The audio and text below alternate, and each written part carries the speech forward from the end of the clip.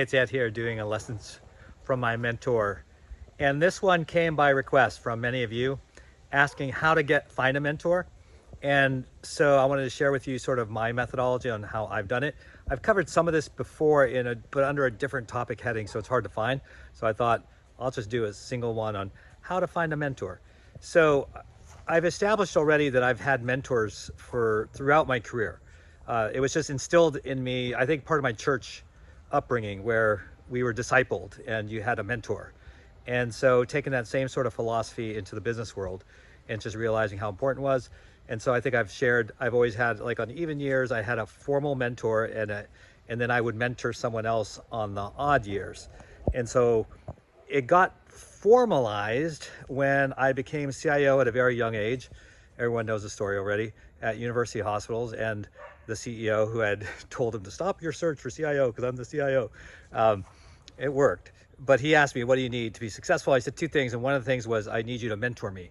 And he agreed. He was like, oh yeah, this is super important for the future of our health system. So why don't you figure out how to formalize this program? So HR didn't have a formal program. So I consulted with them because I didn't want to step on any toes, and they were like, fine, yeah, go find something and we can review it and see if we can adopt it for the whole health system, which they ended up doing.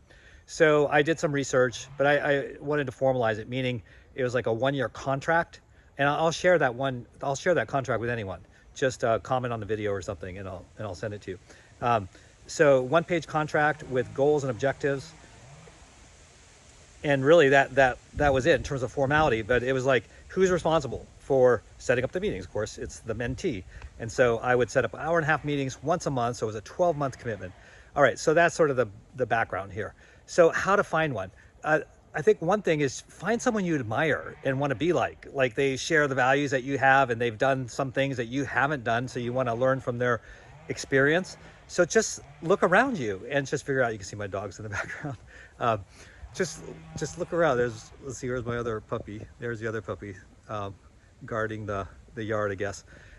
So anyways, sorry, lost track. Okay, so find someone you admire, someone who shares your values and is doing things that you want to be able to do and maybe haven't done it yet, and ask them. And I've never been turned down.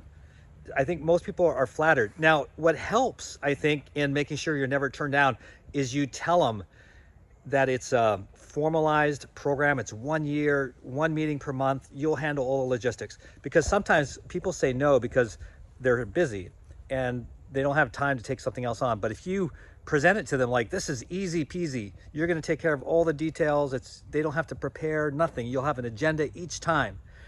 That helps. So I was so into this because I saw how it helped me in my career. Of course, my kids had something similar set up in their lives as they were growing up. They had 5. That's another story. But it's super, super important. So I made all my direct reports as part of their annual review. They had to have a mentor as well. And I think out of all the direct reports I had through this era where I asked them to make sure they had a formalized mentor, and the amount of times that they asked people, I think there was 1 rejection. Only 1 time was there a rejection. It was a pretty valid reason.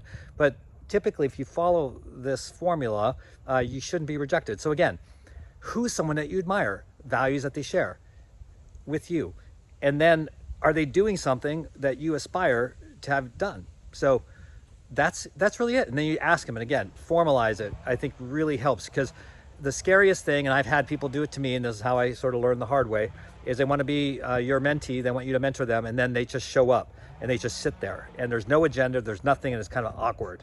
And so people don't want to waste their time. So that's really the key. It's really that simple. And again, if you drop a comment in the comment section, I'll know to send you a copy of this 1 page. It's nothing brilliant. I stole it off of the internet, I'm sure, back in the day. But it does provide structure. That's really important. And that's how you go about finding a vendor. If someone says no, then that's okay. Just move on, find a second person. And then always make sure you give back by mentoring others as well along the way. Like I did, I sort of flip year after year, and I have a mentee today. And so I have that person for the rest of the year, and then, we'll move on, and I make sure that I have a mentor in my life all the time as well. So seeing if I'm missing anything. Oh, the final thing is, also pick an area I mentioned already that you seek to get more experience in, that you want to learn about, because maybe you want to be CEO, so your mentor is a CEO. But think about also more broadly other skills that you might need. And I think, again, repeating myself from some previous video, I had a mentor that was the CMO, chief medical officer, because I wanted to know more about the physician side. Chief nursing officer, because I needed to know more about nursing. Chief financial officer, because I needed more about finance. The CEO. So you can see I didn't pick IT people, being a CIO or CIO, you know, want to be. That's good, but it's good to be broad. And then sometimes it's good to go outside of your organization. So I gave you some examples from inside, but I went outside as well. There was a businessman who was a senator for Ohio, and I asked him, he said yes.